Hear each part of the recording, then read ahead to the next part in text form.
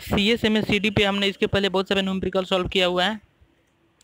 लगभग 11 क्वेश्चन जो गेट में आए हुए हैं और जो नहीं भी आए हुए हैं, जो टेस्ट सीरीज में आए हुए थे, वो मैंने सीक्वेंस में डाल के सॉल्व किया है ताकि आपको यहाँ वहाँ ढूंढना ना पड़े। तो आप यहाँ से देख सकते हो। ये क्वेश्चन भी बहुत ज़्यादा इंपॉर्टेंट है। ये भी क्वेश्चन शायद गेट में आया हुआ है और वो बहुत टाइम मेड इजी के टेस्ट सीरीज में या दूसरे सारे टेस्ट सीरीज में भी आ चुका है। तो ये क्वेश्चन देख लेते हैं कि इन अ CSMSCD with P persistent there are 8 system. The probability of the station transmitting the data is 0.3. The probability that the channel is collision free.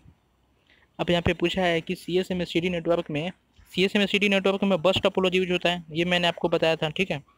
तो अब बस टोपोलॉजी में क्या होता है कि बहुत सारे जो स्टेशन हैं, सपोज बहुत सारे स्टेशन 1, स्टेशन 2, यहाँ पे स्टेशन 3 है, यहाँ पे स्टेशन 4 है, ये स्टेशन 5 है, ऐसे बहुत सारे स्टेशन जो है वो कनेक्टेड होते हैं। तो ये स्टेशन 1 को यदि डेटा पैकेट भेजना है तो ये चैनल को सेंस करता है, पता लगाता है कि कोई दूसरा सिग्नल तो नहीं है। यदि उसको दूसरा सिग्नल नहीं दिखा, चैनल जो लाइन है वो एकदम क्लियर है, तो डेटा पैकेट भेजना चालू करेगा, ठीक है। तो वो यदि डेटा पैकेट भेज रहा होगा तो उस टाइम पे भी कोई दूसरा स्टेशन चैनल पैकेट भेज देगा तो वहाँ पे कोलिजन हो जाएगा। तो अब कोलाइडिंग सिग्नल है वो वापस उसके पास आएगा, तो उसको पता चलेगा कि जब मैंने जो डेटा पैकेट भेज दिया था वो कोलाइड हो गया। तो वापस वो कुछ टाइम के बाद वापस से सेंस करेगा चैनल को, वापस से ये पता लगाएगा कि कोई दूसरा स्टेशन तो नहीं भेज रहा है, तो वापस से वो वही काम करेगा जब तक वो डेटा पैकेट सक्सेसफुली भेज ना दे, ठीक है। तो यहाँ पे क्या है कि पूछ रहा है कि यदि एक P परसिस्टेंट CSMSCD में यदि 8 सिस्टम है और the probability of station transmitting the data, तो डेटा की प्रोबेबिलिटी जो है वो 0.3 है। तो कोलिजन होने की यहाँ पे प्रोबेबिलिटी क्या होगा कि the channel is collision free, okay.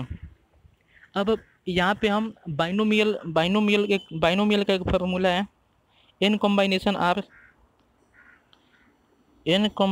r p raise to power r and q raise to power n minus r, okay, q raise to power n minus r। तो ये वाले फार्मूला को हम यूज करेंगे, अब इससे सॉल्व करेंगे। तो CSMSCD में जब n में से ये n कॉम्बिनेशन r का मतलब है कि यदि आपके पास n समान है तो आप उसमें से 8 चीज़ को पिकअप करो, बट CSMSCD में केवल एक ही स्टेशन डेटा को भेज सकता है। तो यहाँ पे होगा n कॉम्बिनेशन 1, यदि केवल एक ही स्टेशन भेजेगा तभी कोलिजन नहीं होगा, और p raise to power 1 and q raise to power n minus 1, okay. अब यहाँ पे n कितना है, टोटल नंबर ऑफ स्टेशन है 8, तो आप ये वाले फार्मूलों को लगा के यूज करना है।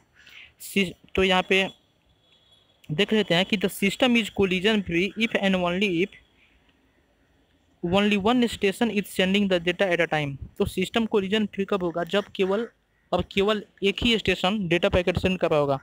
Means P is equal to n combination r, p raise to power r, q raise to power n minus r, ये फार्मूला को यूज करना है।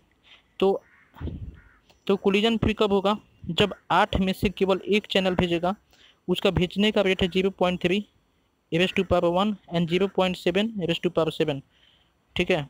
तो probability of transmission and probability of not transmission, तो यहाँ पे 0.7 किसका है, प्रोबेबिलिटी ऑफ नॉट ट्रांसमिशन। तो ये 0.1 में से 0.3 करेंगे माइनस, तो 0.7 आएगा। यदि आपने मैथ पढ़ा होगा बाइनोमियल डिस्ट्रीब्यूशन प्रोबेबिलिटी के टाइम, तो ये क्वेश्चन आपको बहुत ईजी जाएगा। तो आप पहले वो वीडियो लेक्चर देख लो, तब आपका बाइनोमियल डिस्ट्रीब्यूशन क्लियर हो जाएगा। तो आप उसी कंसेप्ट को यहाँ पे अप्लाई करना है। तो इसका आंसर आएगा 0.198, ठीक है। ऐसा गेट में बहुत टाइम होता है कि 2-3 कंसेप्ट को मिक्स मैच करके एक क्वेश्चन बना के दे, तो आपको सभी कंसेप्ट क्लियर रहना चाहिए, ठीक है। तो यहाँ पे प्रोबेबिलिटी ऑफ कोलिजन कितना है, 0.198, कोलिजन फ्री, ओके।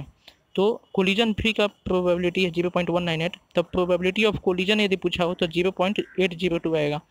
तो बट यहाँ पे पूछा है कि जब कोलिजन फ्री पूछा है, तो कोलिजन फ्री मीन्स 0.198 इसका आंसर आएगा। तो इसको 0.198, ये यदि fill in the blanks question है, न्यूमेरिकल आंसर टाइप, तो आपको कीबोर्ड से आंसर टाइप करना रहेगा, ठीक है। तो इसके बाद हम कुछ थ्योरी पर डिस्कस करने वाले हैं।